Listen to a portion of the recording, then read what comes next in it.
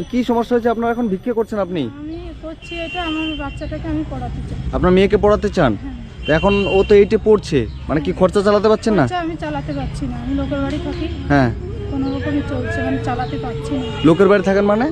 লোকের বাড়ি ভাড়া থাকি। ও ভাড়া থাকেন, নিজের বাড়ি নেই? নিজের বাড়ি ঘর তো কিচ্ছু না। আর আপনি আত্মীয় স্বজন কেউ? নেই। আচ্ছা, তোমাদের সবাই আছে কিন্তু কেউ দেখে না? না, আর আপনার স্বামী?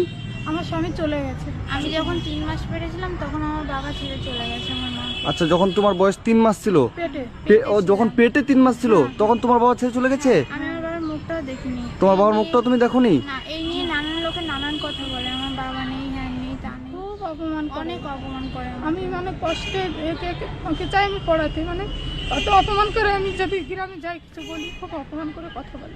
আমি চাই একটু একটু ছাদ হোক, বাচ্চাটাকে আমার পড়াই।